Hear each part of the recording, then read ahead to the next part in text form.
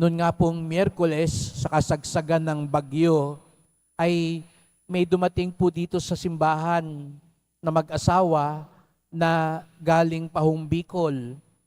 Nagbiyahe sila ng halos 15 oras sumakay sa bus sapagkat hindi naman nila inakala na magkakaroon ng bagyo.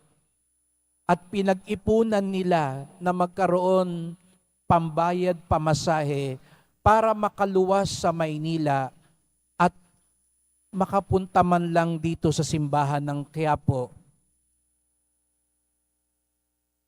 Sa katunayan, nung sila ipapalapit na dito sa Metro Manila at nabalitaan nila ang bagyo, hindi na sila makabalik at sabi nga nila, akala nila dahil nga po sa mga baha ay malamang sarado ang simbahan. Kaya't minabuti lang ng mag-asawa, kahit man lang makahawak tayo sa pintuan ng simbahan, sulit na ang ating pinag-ipunan at ang ating biyahe. 15 oras silang nagbiyahe at para sa kanila, makahawak lang sa pintuan ng simbahan sa tahanan ni Jesus Nazareno, sapat na. Ngunit laking gulat nila, laking tuwa nila na matuklasan nila bukas ang simbahan at tuloy ang misa. Kaya't sila'y pumasok, nagsimba, at laking tuwa rin nila na natuklasan nila maging yung pahalik sa likod ay bukas.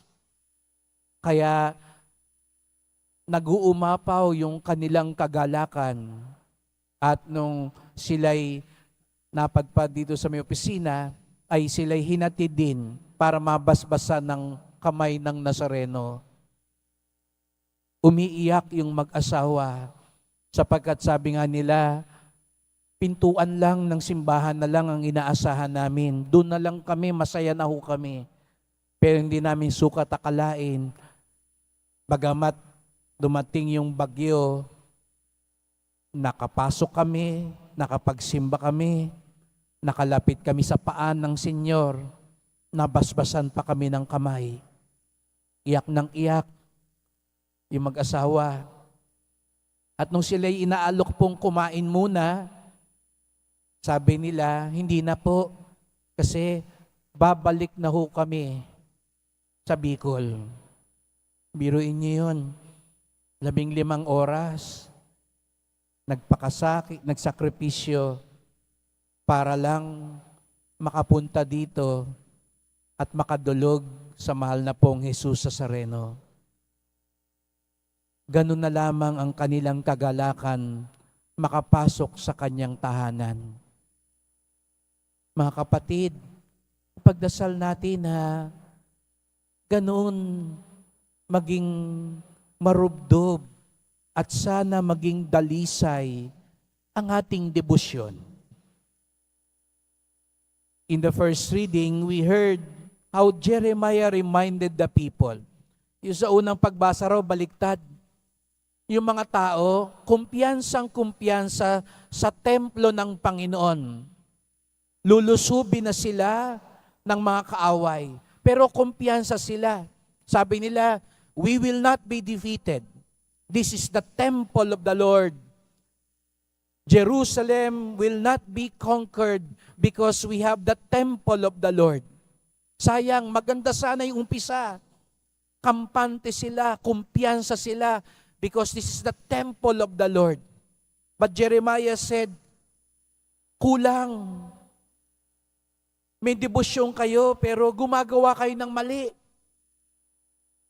You're saying this is the temple of the Lord. You are proud of the temple of the Lord, but you're oppressing the poor, the stranger, the orphan. You are cheating your neighbor. You're sinning against each other. You're killing innocent people. Baliwala ang debosyon nyo kung hindi naman kayo talaga sumusunod sa kalooban ng Diyos. And that is why the warning of Jeremiah came became a reality. The temple of the Lord was destroyed. The people were conquered because it was not enough that they marvel at the temple of the Lord, but their faith is far from their lives. Malayo ang buhay nila sa kanilang debosyon. Kaya mga kapatid, opo, ang daming deboto ni Jesus Nazareno, ang daming gustong makalapit sa Kanya at nananalig sa Kanya, at lahat tayo kasama doon. At ipagdasal natin, maging dalisay ang ating pananampalataya. Siguro nga po, minsan may mga taong hindi na naniniwala. Sasabihin nila, punta ako simbahan, dami-dami nga masamang tao dyan sa simbahan eh. Kahit taong simbahan nga eh, hindi rin gumagawa ng mabuti. Yung mga namamanata nga eh, mga nagdedebosyon, siguro nga, taas-taas ng kamay, sigaw ng biba. Pero ibang-iba naman ang buhay. Paglabas ng simbahan, ibang-iba ang ugali. But today, the gospel reminds us that is a reality. Evil exists, not because of God's doing, because the enemy of the Lord is also very persistent. And that is why we pray for vigilance. We pray for purification of our faith. Kaya wag ho kayong maiskandalo. Wag ho kayong panghihinaan ng loob. Oo nga po, maging sa simbahan. Dahil ang simbahan naman po talaga ay simbahan ng mga makasalanan. Lahat naman po tayo, ganun, di po ba? Hindi naman po tayo kailangan ng tumingin sa ibang tao. Aminin natin, maging sa puso natin, sa buhay natin, nagtutunggali ang mabuti at masama. Sinungaling po ako kung sasabihin ko sa inyong walang masama sa puso ko. Sinungaling po ako kung sasabihin sa inyong wala akong kasalanan. Ako na po ang unang aamin sa inyo, sa puso ko, nagtutunggali rin ng masama at mabuti. The weeds and the wheat. Ang masamang damo at ang trigo. Kaya nga tayo nandito, di po ba? Humihiling tayo sa Poong Nazareno, tulungan tayo sa pagtutunggaling iyan, na ang manaig ay ang mabuti. Katulad ng mag-asawang yon, bibiyahe ng napakalayo, magsasakripisyo pa, gagastos para sa pamasahe. Hindi dahil alam nilang mabuti sila, kundi dahil alam nila, kailangan nila ang lakas ng Poong Nazareno. And we are all here with that humble confession. We can only win this battle by the strength of the Lord.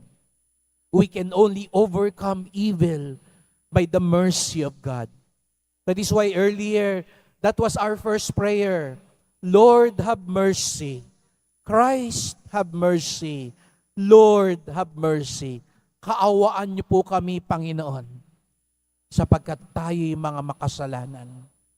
Sapagkat minsan sa buhay natin, pinapahintulutan nating magwagi ang masama, matalo ang mabuti.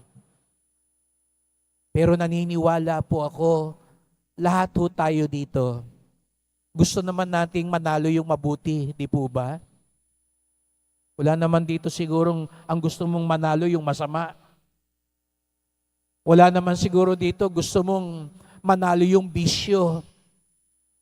Pero alam natin minsan, parang boxing, Olympics na ngayon, minsan natatalo tayo sa round 1. Pero bangon uli. Katulad ng Nazareno. Bangon uli. Tindig uli. Laban uli. Sapagkat kung meron mang hindi sumusuko, Ito ang ating Panginoon. Kaya nga sabi niya ron sa mga tauhan, huwag niyo munang gapasin. Tingnan na lang natin sa anihan. Isn't that good news for us?